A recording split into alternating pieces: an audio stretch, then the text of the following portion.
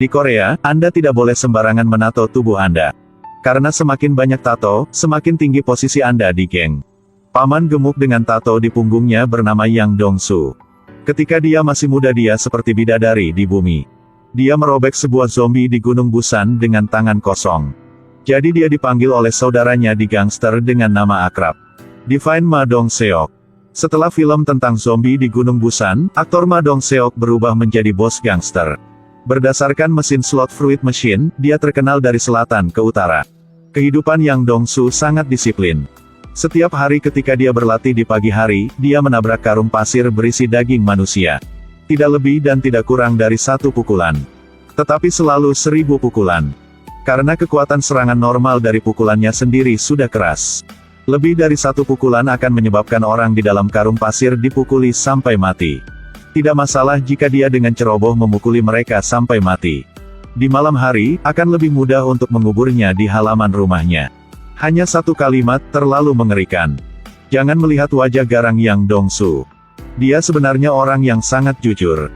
Ketika dia melihat hujan di luar, dia menyuruh bawahannya untuk beristirahat lebih awal. Dan dia menyetir sendiri dan pulang. Tak disangka, dalam perjalanan pulang, ada seorang sopir arogan yang berani mengikutinya.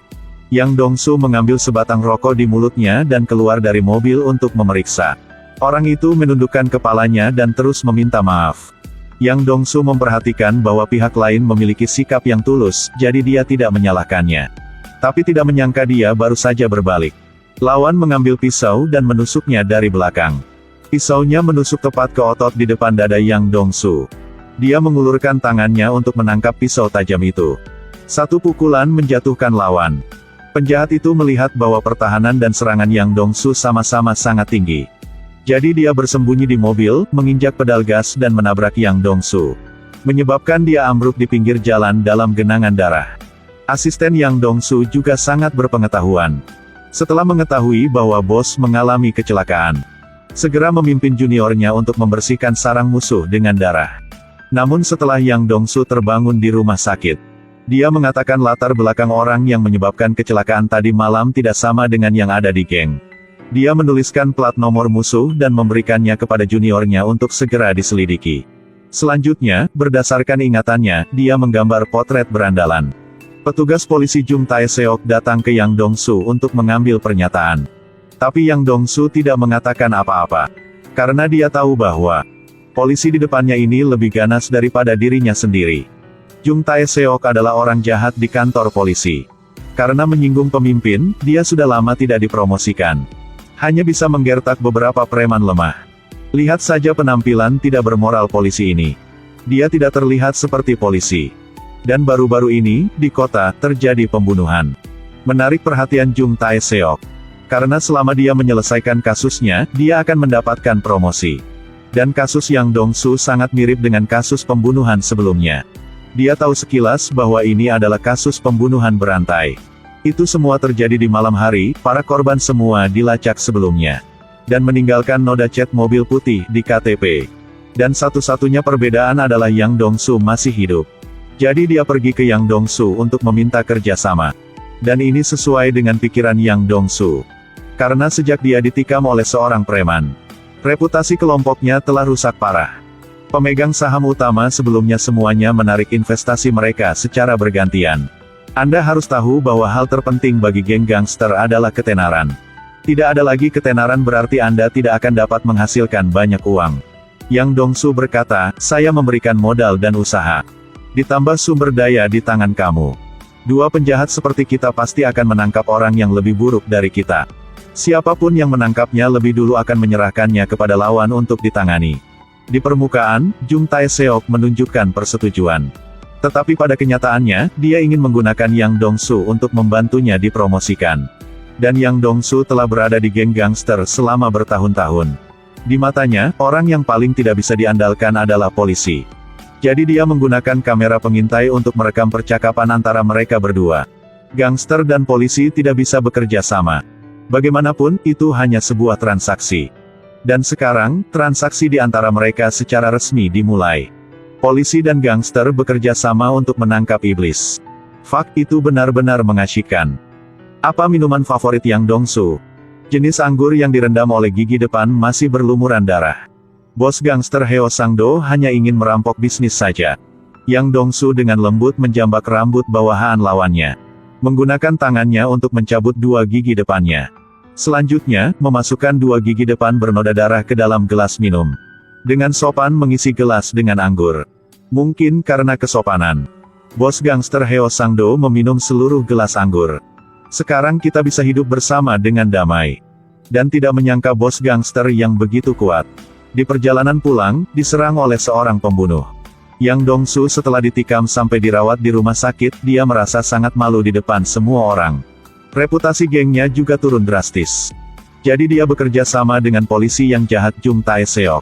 Yang Dong-su ingin mendapatkan kembali ketenarannya, dan Jung Tae-seok ingin menyelesaikan kasus dan dipromosi. Di permukaan, mereka berdua berbagi sumber daya, tetapi pada kenyataannya, mereka saling memanfaatkan. Seperti yang diharapkan, di negara kecil seperti Korea, ada semua jenis orang. Pembunuh berantai ini suka beraksi di rest area jalan raya. Malam itu, dia bertemu dengan seorang pengemudi truk yang malang. Saat mendengarkan pengemudi mengajar putrinya melalui telepon. Lalu pembunuh tiba-tiba punya niat membunuh, dia mengambil pisau dan menikam tepat di tangan pengemudi. Dia menikam orang sambil bergumam pada dirinya sendiri. Seseorang sepertimu tidak pantas mendapatkan anak perempuan. Tetapi ketika dia masuk ke truk pengemudi, dia menemukan bahwa pengemudi telah menyiapkan kue ulang tahun untuk putrinya. Di dalam hatinya, dia sama sekali tidak tergerak, tetapi sebaliknya, dia tersenyum dingin. Karena yang dia inginkan adalah perasaan bisa mengendalikan hidup dan mati orang lain. Tetapi pada saat ini, mitra pengemudi juga terbangun di dalam truk. Anda tidak perlu memikirkannya, orang ini juga sulit untuk menghindari kematian.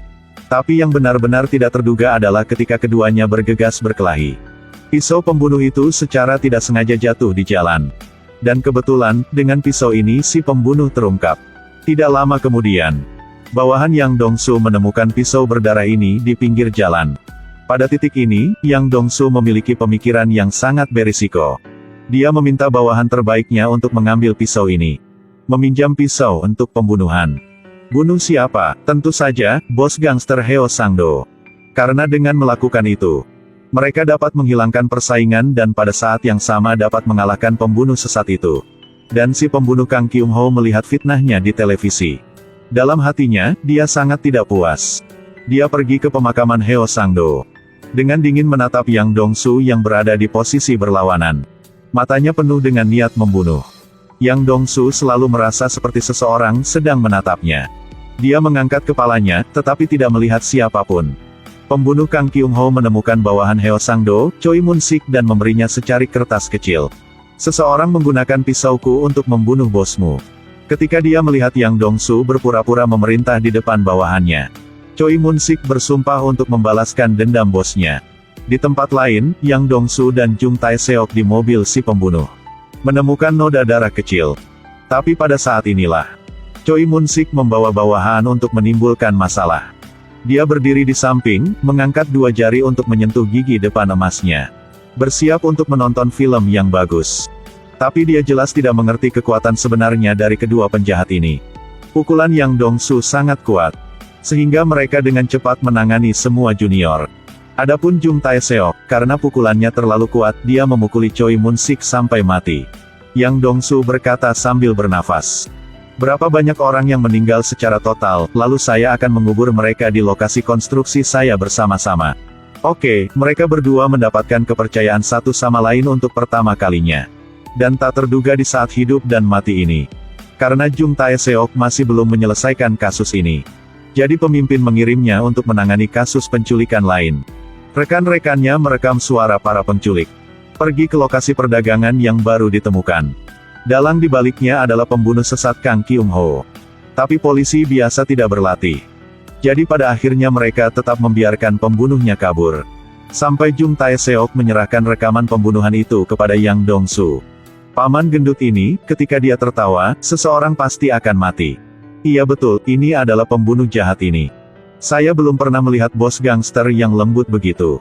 Asap rokok Yang Dong-su membuat siswi itu batuk. Detik berikutnya, dia langsung melemparkan rokok ke kakinya. Ketika dia melihat siswi tanpa payung, dia memberikan payungnya kepada siswi itu lagi. Siswi dengan lembut berkata, bagaimana denganmu? Yang Dongsu seperti seorang ayah tua yang mengajar putrinya. Dia berkata, kamu hanya perlu belajar dengan baik. Pada saat ini, polisi jahat Jung Tae-seok berjalan menuju Yang Dongsu dengan wajah palsu, dan meminta Yang Dongsu untuk berhenti berpura-pura menjadi orang baik. Hei, siswi. Jangan sembarangan menerima benda dari orang asing. Dia bos geng gangster. Tapi kenapa aku merasa kamu lebih mirip pria dari geng gangster? Kemudian, dia harus diam. Jangan tertawa. Siswi itu duduk di bas dan mengangguk ketika dia melihat Yang Dongsu untuk mengungkapkan rasa terima kasihnya. Tapi dia sama sekali tidak menyangka bahwa pembunuh berantai Kang Kyung-ho sedang duduk di dalam bas. Benar saja, di malam hari. Yang Dongsu melihat berita di TV dan melihat bahwa siswi itu telah dibunuh. Dia benar-benar marah. Karena payung itu yang paling dia ingat. Semua berdiri. Sungguh sial bagi Anda bahwa Anda telah membuat dendam terhadap pria gemuk ini. Di tempat parkir basement, Yang Dongsu mengumpulkan semua bawahannya. Setiap orang memegang foto Kang Kyung-ho. Seluruh gengnya dimobilisasi untuk bersumpah membalas dendam untuk siswi itu. Mereka mengambil basis mereka sebagai lingkaran pusat. Dan mulai mencari di setiap sudut kota. Ketika datang untuk menemukan orang, para gangster terkenal dengan ini.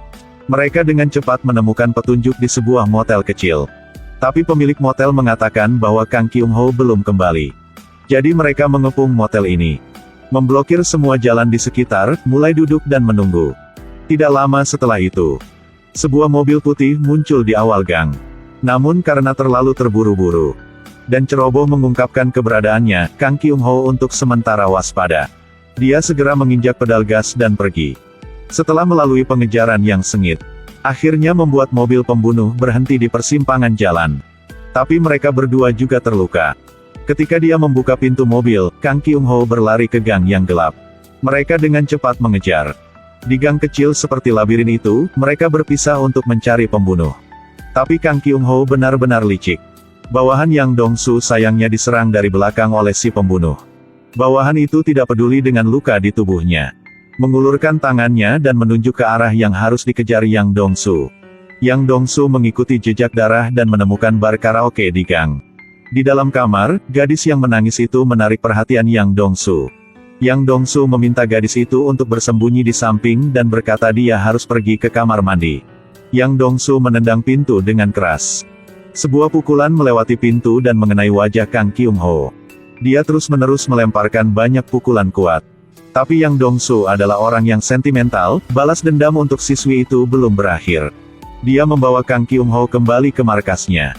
Dan siapkan parang untuk si pembunuh. Jadi malam ini kita punya isian daging untuk pangsit. Tepat ketika Yang Dongsu hendak menebang, Jung Tae-seok mengemudikan mobilnya, bergegas masuk dan melemparkan Yang Dongsu jauh-jauh. Dia membawa Kang Kyung-ho ke kantor polisi untuk memberikan pujian. Karena dia ingin dipromosikan. Polisi bajingan ini bisa mengkhianati Yang Dongsu kapan saja. Bahkan membunuhnya. Meskipun Kang Kyung-ho telah ditangkap. Tetapi polisi tidak memiliki bukti langsung untuk membuktikan bahwa dia adalah pembunuh. Karena 10 ujung jarinya dihancurkan olehnya dengan asam.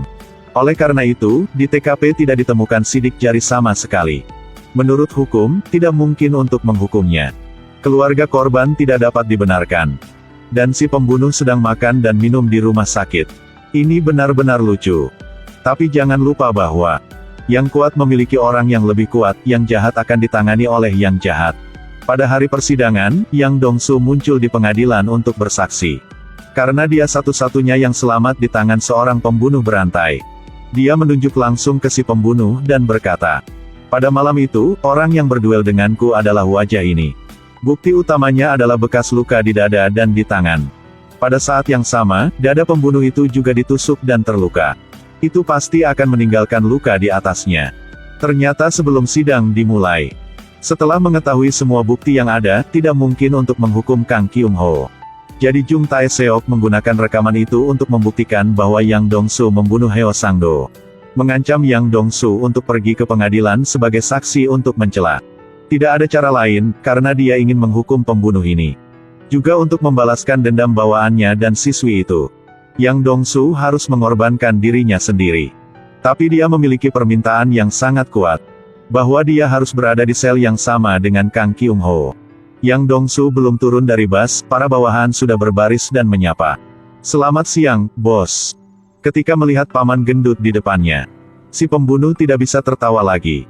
Dan Yang Dongsu terlihat seperti sedang merayakan Tet, sangat bersemangat dan bahagia. Akhirnya, Jung Tae-seok telah dipromosikan, masa depan terbuka. Tipe orang ini jahat dari dalam, jadi itu benar-benar jahat. Yang Dongsu menghukum pembunuh Kang Kyung-ho untuk membalaskan dendam siswi itu.